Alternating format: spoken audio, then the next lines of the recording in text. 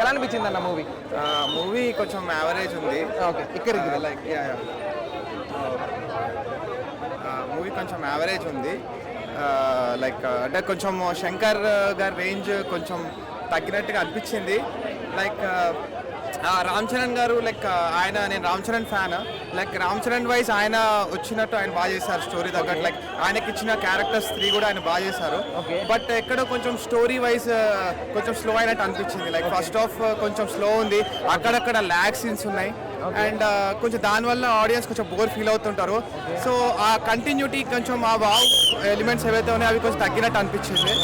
So ఓవరాల్గా అది కొంచెం యావరేజ్ అన్నట్టుగా చెప్పొచ్చు. లైక్ బ్లాక్ బస్టర్ అని చెప్పలేము. సో మరి శంకర్ గారు కంబ్యాక్ అంటున్నారు. సో కంపేర్ టు భారతీయుడు 2 కంబ్యాక్ అయినా ఇది? కంపేర్ టు భారతీయ 2 ఇది కంబ్యాక్ అని అనొచ్చు. బట్ ఏదైతే మనం రామ్ చరణ్ నుంచి ఎక్స్పెక్ట్ చేసామో లైక్ ఒక 3 years తర్వాత మూవీ అట్లా ఎక్స్పెక్ట్ చేస్తాం కదా. సో అట్లా అయితే మనకు అనిపించలేదు ఆబ్వియస్లీ. ఓకే.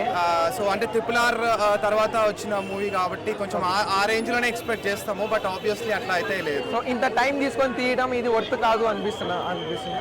అంటే వర్త్ కాదని చెప్పలేము. ఇప్పుడు ఏ డైరెక్టర్ తీసినా కూడా కొంచెం హిట్ అవుతుందనే తీస్తారు. బట్ అది ఎక్కడో ఒక స్టోరీ దీంట్లో వెళ్తున్నప్పుడు కొంచెం ఎక్కడో కొన్నిసార్లు మిస్ఫైర్ అవుతుంటుంది. టోటల్ మిస్ఫైర్ కాదు, but as per the expectation అట్లయితే లేదు మూవీ. యాక్టింగ్ పరంగా రామ్ చరణ్ గారు 100% ఇచ్చారా? రామ్ చరణ్ గారు 100% ఇచ్చారు, అందులో నో డౌట్ ఎట్ ఆల్. ఎందుకంటే ఆయనకి ఇచ్చిన అప్పన్న క్యారెక్టర్ కావచ్చు, ఆయన అప్పన్న క్యారెక్టర్ చాలా బాగా చేశారు. అన్బిలీవబుల్ క్యారెక్టర్, అది చాలా బాగా చేశారు.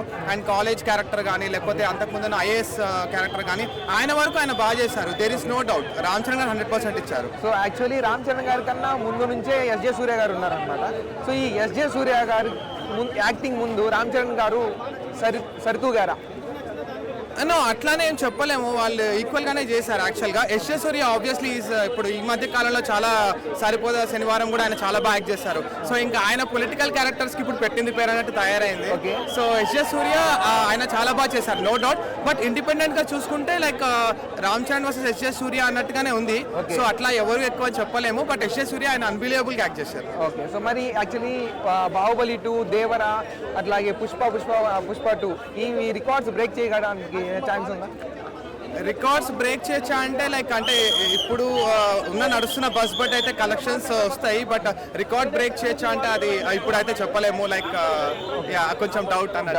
Okay. So pan India movie level actually ఇప్పుడు అన్ని కూడా పాన్ ఇండియా వెళ్తున్నాయి. సో ఈ మూవీ పాన్ ఇండియా లెవెల్ ఉందా లేదా? అంటే పాన్ ఇండియా లెవెల్లో ఉందా అంటే సో జెన్యున్ గా as a Ram Charan fan చెప్పాలంటే మటుకు నో అనే చెప్పాలి. So only for the Ram Charan is pan India wise అని చెప్పొచ్చు. But when it comes to movie wise it's not a pan India అని చెప్పొచ్చు అని అనొచ్చు. Like I mean thank you so much.